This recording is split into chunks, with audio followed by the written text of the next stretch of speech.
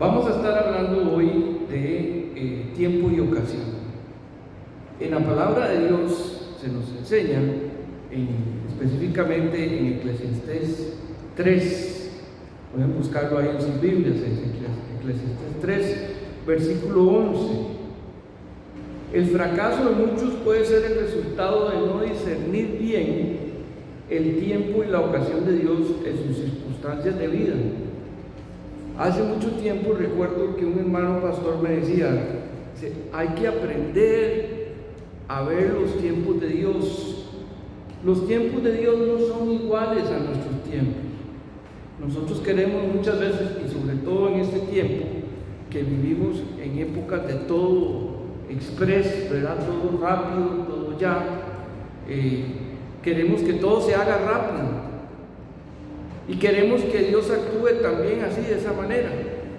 Y muchas veces estamos cayendo en el pecado de no discernir el tiempo y la ocasión que Dios da a nuestra vida. En nuestra vida tenemos que acordarnos que Él es el Señor de nuestra vida. O sea, Él es nuestro gobernador, Él es el que manda en nuestra vida. Si bien nosotros podemos venir, como Él es un Padre amoroso también, podemos venir hasta donde Él y suplicarle por su intervención divina en nuestras cosas, tenemos que aprender a discernir cuándo es el tiempo que Dios va a responder. Me decía este hermano pastor, me decía, en aquella época me decía, Dios siempre contesta nuestras oraciones. Dice, muchas veces te dice, sí, tome ya, y te bendice. Otras veces te dice, espere, y otras veces te dice que no, pero nosotros siempre somos quitados para cuando nos dice que no, ¿verdad? Y nos cuesta aceptar. Dice, Señor, ¿por qué? Y la pregunta siempre es, no por qué, sino para qué. Eclesiastés 3:11 nos dice, así voy a leerlo para ustedes, dice así la palabra de Dios: todo lo hizo hermoso en su tiempo, y ha puesto eternidad en el corazón de ellos, sin que alcance el hombre a entender la obra que ha hecho Dios desde el principio hasta el fin. Este es un punto muy importante, porque cómo nos cuesta entender la obra de Dios, cómo nos cuesta entender cuándo es el tiempo de Dios, y especialmente cuando nos toca a nosotros directamente, ¿verdad? Muchas veces nosotros desaprovechamos el tiempo y la ocasión de Dios para nuestras vidas. Y hay algunas cosas que influyen en que nosotros desaprovechemos el tiempo y la ocasión. Número uno, muchas veces estamos entretenidos en la autocompasión. La compasión solo es válida para con los demás. De lo contrario, cuando es hacia mí, eso se llama egolatría, ¿verdad? O sea, que es a mí que me estoy exaltando, me estoy creando un ídolo de mí mismo. Juan 5, el Evangelio de Juan, capítulo 5, versículo del 5 al 7, nos dice así: y había allí un hombre que hacía 38 años que estaba enfermo. Cuando Jesús lo vio acostado y supo que llevaba ya mucho tiempo, así le dijo, ¿quieres ser sano? Señor, le respondió el enfermo, no tengo quien me meta en el estanque cuando se agita el agua, y entre tanto que voy, otro desciende antes que yo. O sea, alguien desciende antes que él y se roba el milagro, ¿verdad? Aquí lo que había era una autocompasión que él se tenía. Decía, es que yo no tengo quien me ayude.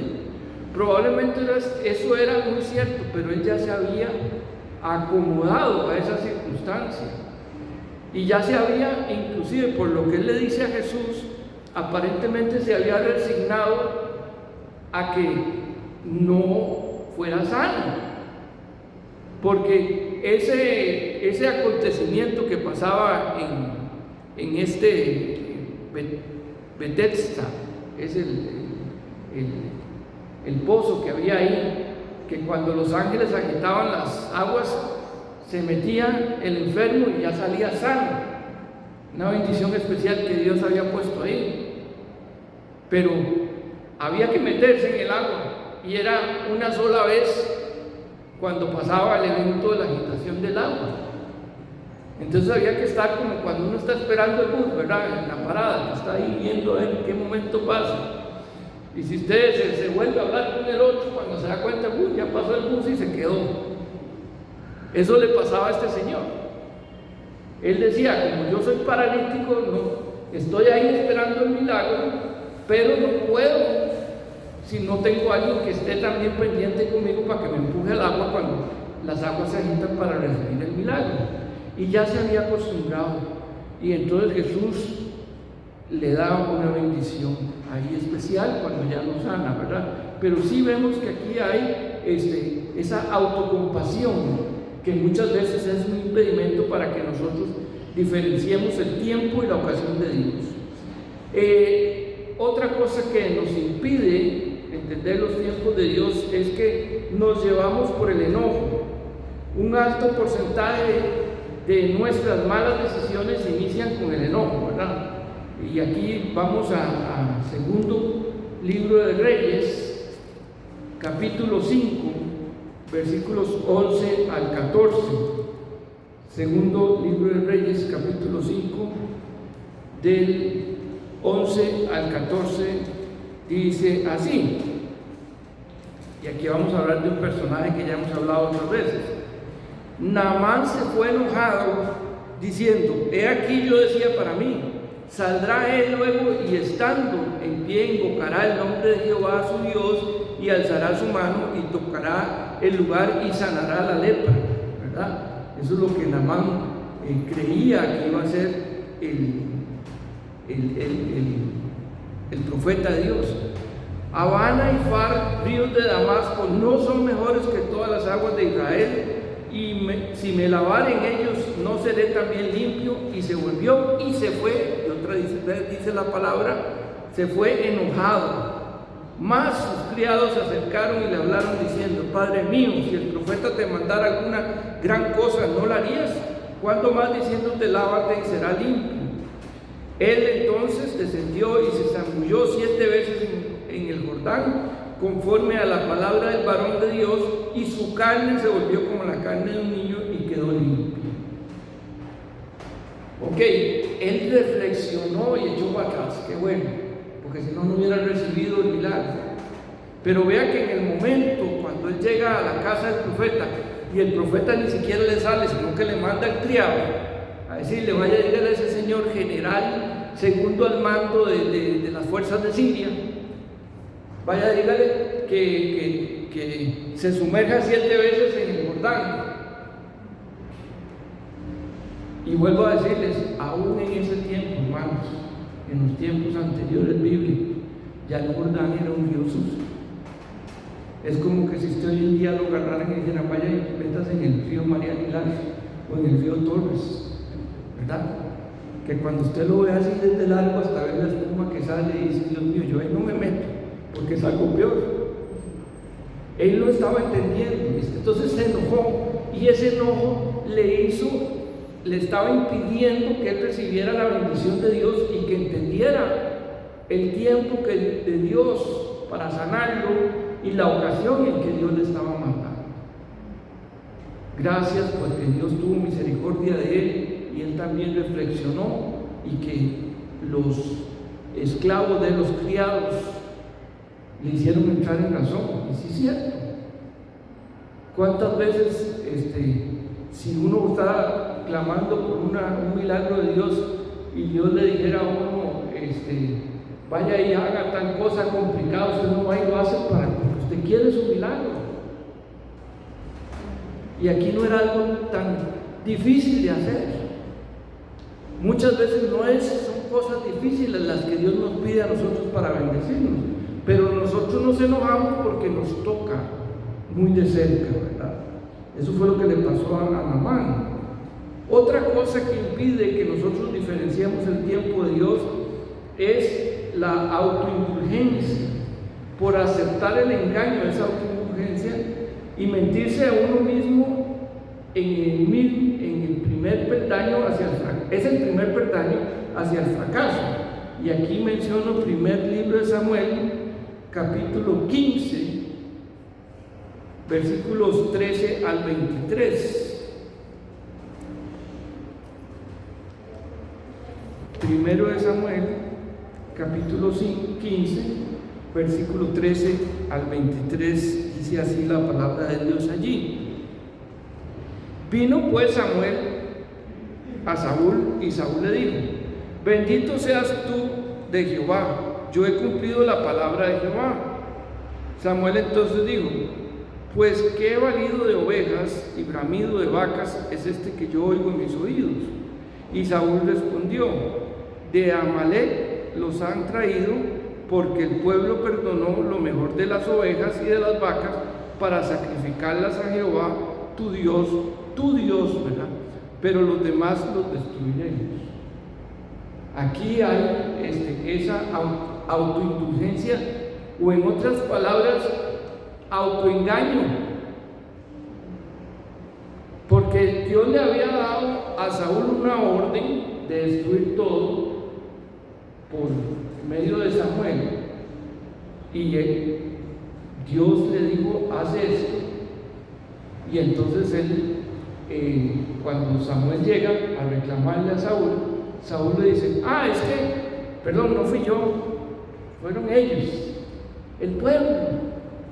Eso suena muy político, ¿verdad? Hoy en día pasa mucho con los políticos.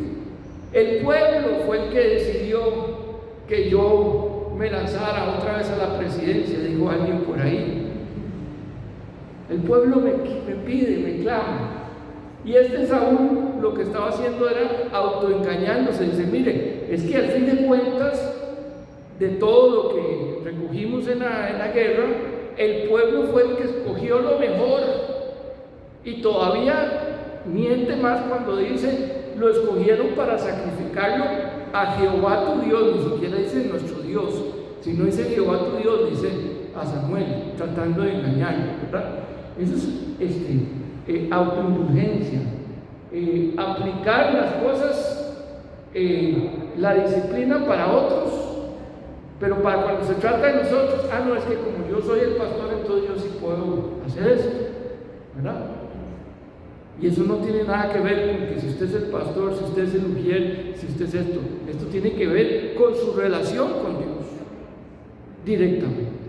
Si usted es un hijo de Dios, a usted le toca también estar dentro de la disciplina de Dios y no autoengañarse, porque eso va a hacer que usted no diferencie el tiempo en que Dios va a estar actuando. Muchas veces hay que dejar escapar también el temor. El temor nos paraliza a manera que dejamos escapar las oportunidades de lo que Dios está haciendo por nosotros. ¿Qué podemos evitarnos reconocer el tiempo y la ocasión divinos? Bueno, hay otras cosas también que evitan que nosotros reconozcamos el tiempo y la ocasión de Dios. Y aquí solo los voy a mencionar, no se los voy a leer, pero ustedes pueden buscar estos textos. Una es la mucha prisa, y esto es casi que un punto muy importante en los tiempos en que nosotros vivimos. Nosotros vivimos en tiempos de mucha prisa, y entonces, así como nosotros queremos que cuando vamos a la pulpería nos atiendan aunque haya fila, así como nosotros no queremos hacer fila para entrar al supermercado en estos tiempos, y queremos entrar directamente a coger, es decir, si yo solo voy por una cosita. Mire, hermanos, y esto es algo que es muy normal de lo que estamos viviendo en nuestros tiempos. Cuando los que manejamos vehículos nos damos cuenta, y es muy curioso porque precisamente en la ruta 27 es donde digo yo que pasa más esto. Yo no sé por qué, pero sí pasa. De este lado siempre hay como un seda para meterse al carril principal, y cuando usted ve son los que tienen prisa, pasan soplados y se brincan el seda. Más bien el seda lo tiene que hacer el que va en el carril principal. Es al revés. Deberían invertir el concepto del seda. Porque si usted no les da campo, lo pegan. En fin, porque ellos van soplados. Y ojalá si tienen un carro grande, ¿verdad? Un Tundra o uno de esos pick-up enormes que dice quítase porque si no le doy, ¿verdad? Igual nos pasa, la prisa es algo que impide que nosotros reconozcamos el tiempo de Dios. Aquí les menciono Proverbios 21, versículo 5, Eclesiastés 5, capítulo 2 versículos 2 y 3 también nos habla del prejuicio de la prisa. Hay que aprender a reposar en el Señor. Esto es muy importante. Hay que aprender a reposar en el Señor, esperar que Dios haga en su tiempo de vida. Otra cosa que nos impide también son los prejuicios. Prejuicio es el juicio de las cosas antes del tiempo oportuno o sin conocimiento suficiente para discernir. Primera Timoteo capítulo 5, versículo 21. El prejuicio es cuando ya usted va con una idea establecida. Vea que cuando hablamos del caso de Naamán ya tenía un prejuicio. ¿Cuál era el prejuicio de Naamán? Dice, como yo soy un gran general y todo, cuando yo llegue a la puerta del profeta, el profeta va a salir y va a ser, oh Señor, gracias por mandarme a Naamán para que tú lo sanes, o algo así espectacular. Ya tenía ese prejuicio. Y eso hace que muchas veces nosotros no reconozcamos la obra que Dios está haciendo o que quiere hacer en nuestras vidas. Ese prejuicio, porque dice, Dios tiene que bendecirme de esta manera. Perdón, Dios te puede bendecir y lo hace como Él quiera y en el tiempo que Él quiera. Usted, si no, no sería Dios, ¿verdad? Que es lo que en algunas ocasiones he escuchado en algunos hermanos que dicen, es que Dios dice en su palabra que taca, que usted tiene que darlo. Si usted está orando así, está orando mal. Si usted está clamando a Dios de esa manera, está clamando mal. ¿Por qué? Porque entonces Dios no es Dios. Es el geniecillo de la lámpara, ¿verdad? Que usted lo fronte y le dice, te concederé 3 deseos, y usted es el amo. Ese es un problema muy grande, aún en el pueblo cristiano.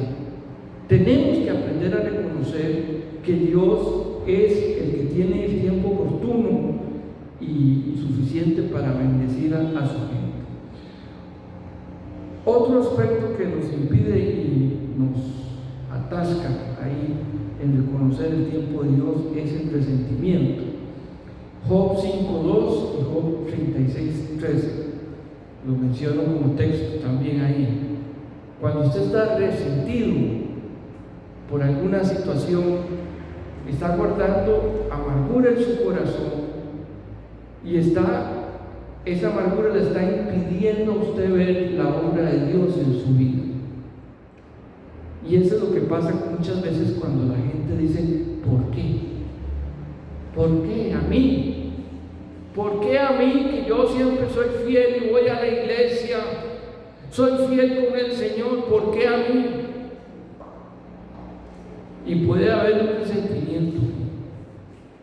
Ese resentimiento puede ser un impedimento muy fuerte para que usted entienda el tiempo y la ocasión de Dios. El ánimo fluctuante también. Salmo 78:8, Santiago 1:8. Ánimo y lealtad dividida también es parte de esto. Recién empezando mi vida como hijo de Dios, recién convertido, yo viajaba en las noches, creo que era cuando estaba yendo al Instituto Bíblico en San José Centro, entonces me tocaba viajar en las noches. La cosa es que yo siempre me montaba en una buseta que salía del barrio de nosotros, que había que caminar como unos 600 metros para la parada, ahí en la cabaña. Y entonces cuando ya llegaba ahí, siempre me topaba a un conocido amigo mío, que había sido mi profesor de matemáticas en la Universidad de Costa Rica en un curso, que por cierto no lo gané con él, y nos habíamos hecho amigos de bus, ¿verdad? Y resulta que conversando con él me decía que era cristiano. Entonces, qué curioso que un día estaba ya montado porque cogí la buseta una parada antes para poderme ir sentadito, porque a veces no agarraba un campo sentado. Y cuando él llegó, resulta que el campo que estaba a la par y se sienta en la par mía y me saluda. Digo, ¿cómo estás? Bien. Me dice, ¿cómo te va? Me dice, ¿cómo estás hoy? Me dice, ¿espiritual o carnal? Me dice. Y me quedo yo así. Y le digo, ¿qué clase de pregunta es esa para un cristiano? ¿Cómo estás hoy? ¿Espiritual o carnal? Y perdón, ¿cómo dice la palabra que yo tengo que estar? Yo tengo que estar en el Espíritu, con Dios, siempre. Tengo que aborrecer las obras de la carne, según lo que la palabra enseña, ¿verdad? Y me dice, bueno, es que a veces uno anda carnalito. Me dice, es que a veces uno anda carnal. Es cierto, a veces los cristianos andamos medios que se nos sale un poquillo la carne, porque tenemos todavía la carne. Pero no es la norma, ni es que nosotros tenemos que aceptar esto como un hecho. Lo que tenemos que más bien procurar constantemente es andar en el Espíritu, como dice Efesios, como dice la palabra de Dios, andemos en el Espíritu. Eso es lo normal. Entonces esa pregunta no tiene lugar. No podemos ser fluctuantes, no podemos decir, sí, en la iglesia, santo, santo, santo, gloria a Dios. Se terminó el culto, me voy para la casa y ahí ya me salgo y me voy para el mundo, porque me gusta estar en el mundialismo, porque eso pasa aún en algunas religiones. Yo sé que pasa, y por eso es que en nuestro país, en Costa Rica, el esquema general de los pueblos cuando nacían, me imagino que en algún momento Guadalupe fue así, pero el esquema general de los pueblos era la plaza de fútbol, la iglesia, enfrente de la plaza de fútbol, de otro lado la escuela, ¿y qué es lo que había de otro lado? La cantina. La cantina, porque había una cultura de guardia muy fuerte. Yo no sé si todavía la hay, pero había una cultura de guardia muy fuerte. Entonces, la gente llegaba a la misa o al servicio religioso, estaba ahí, si duraba media hora, qué bueno, si duraba una hora, qué padre para hablar más largo, ¿verdad? Y era todo porque salían y se iban a meter a la cantina. Entonces, el esquema general del pueblo, cuando los pueblos empezaban, era así: iglesia, plaza de fútbol, o si no se iban al fútbol, ¿verdad? Yo viví de niño en un lugar donde la plaza estaba por frente de la iglesia católica, y cuando estaba uno a veces en misa, cuando viera que la bola entraba, pum, pum, pum, y llegaba hasta el Santísimo, ¿va? Y el monseñor, que era el sacerdote, se quedaba así, ¿va? Porque era cada gol que tiraban. La solución fue quitar una plaza y hicieron un parque, ¿verdad? Para que la bola no echaran hasta frente. Pero vea que esa fluctuación afecta hasta cómo se esquematizaban los pueblos antes, ¿verdad? Y de ahí nació también aquel refrán, que no es un refrán que debe existir dentro de los cristianos, pero que sí existe, que dice que el que reza y peca, empata, ¿verdad?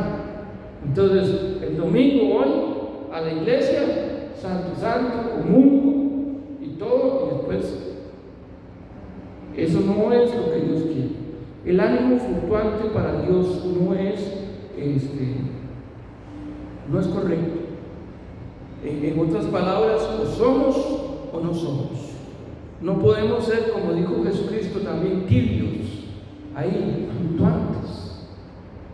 Hoy sí amanecí espiritual, entonces como el otro día amanezco carnal, entonces vivo la vida loca ese día, ¿verdad? Eso no es lo que Dios quiere. La quinta cosa que hace que nosotros no reconozcamos el tiempo y la ocasión de Dios es la obstinación.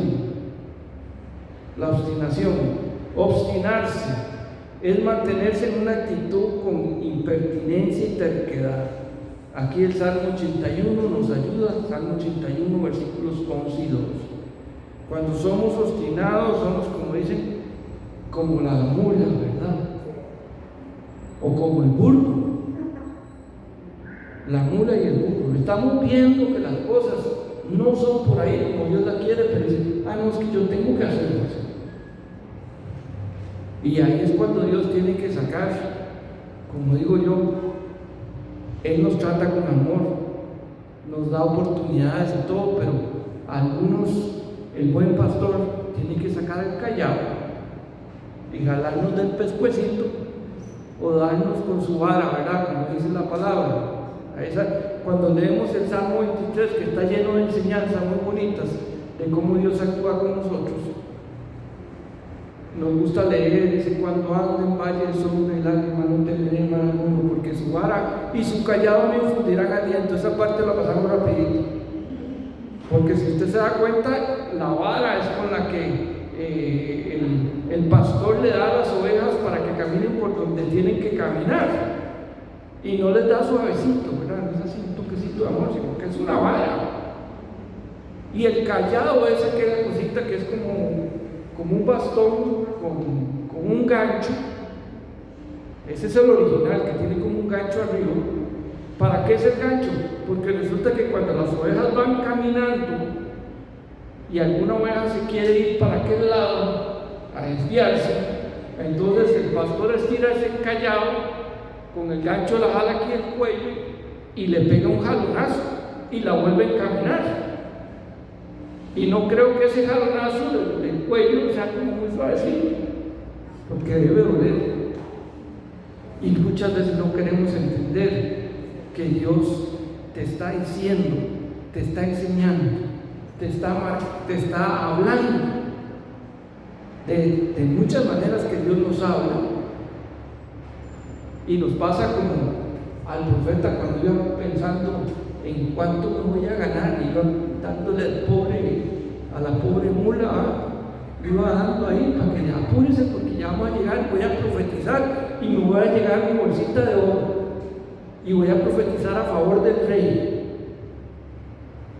Y tiene el burro que hablarle: mira, ahí está el ángel de Jehová, él dice que profetices lo que Dios te va a decir, no lo que tú quieres. Y seguramente ese día no ganó nada, salió con las manos limpias, pero tuvo que hablarle el burro, o la mula, no sé, era una mula, creo, no era un burro, era una mula. Tuvo que hablarle. Estaba en susto, ¿verdad? El profeta, porque él no tenía los ojos cegados por lo que estaba pensando, tenía los ojos cegados: ¿cómo me le echo el discurso al rey para que el rey me eche buena plata? Así que la obstinación es algo que muchas veces impide que nosotros diferenciemos el tiempo de Dios. Dios en su tiempo desea darnos su provisión y su bendición. Seamos sabios para discernir su tiempo y estemos listos con las actitudes correctas. Depositémonos en Él, veamos el actuar de Él, veamos cuando Él está bendiciendo. A veces nos cuesta ver la bendición de Dios. Ahí en mi oficina arriba, la oficina que tengo arriba, hace muchos años me acuerdo que mi esposa consiguió una cosita muy bonita, así que hace como un corazoncito con un abaco en el medio, y dice: cuenta tus bendiciones. Y muchas veces no vemos las bendiciones porque estamos más bien obstinados, estamos deprisa, estamos prejuiciados, somos fluctuantes y no podemos ver la acción de Dios. Por ahí me llegó en las redes sociales, ¿verdad?, que pasan algunos hermanos para la gloria de Dios. Uno que decía, bueno, ya se acaba el 2020, y mucha gente dice que qué año más malo que ha sido, qué año más duro, que mire que la pandemia, que mire que la crisis económica, que mire que los políticos, que mire que esto y el otro. Y si usted se pone a ver todo lo malo que ha habido, no va a ver las bendiciones de Dios. No va a ver las bendiciones que Dios está dando en salud, en familia.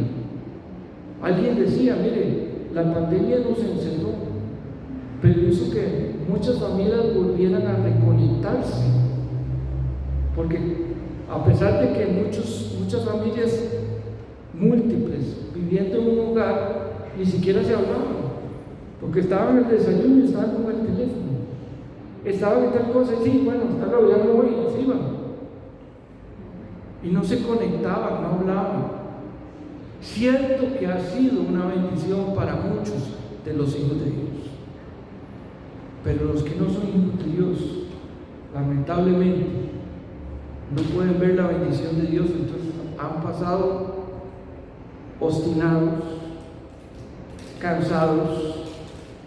Tal vez antes no salían a ningún lado, pero dicen, es que yo como no puedo salir, me tienen encerrado.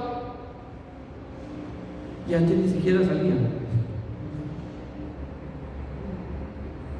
Decía un hermano pastor por ahí, son un poco en broma, es que algunos hermanos me han dicho, cuando pase la pandemia y nos dejen abrir las iglesias, entonces sí voy a volver a la iglesia fielmente. No venías cuando no llega pandemia, ni siquiera eso. Y cómo cuesta a veces que nosotros entendamos que Dios también está usando esta situación para bendecir a sus hijos y para enseñarnos cuáles son las cosas y el tiempo que Él está haciendo. Por eso, hermanos, en su tiempo Él nos da a dar bendición y provisión. Pongámonos de pie y vamos a orar.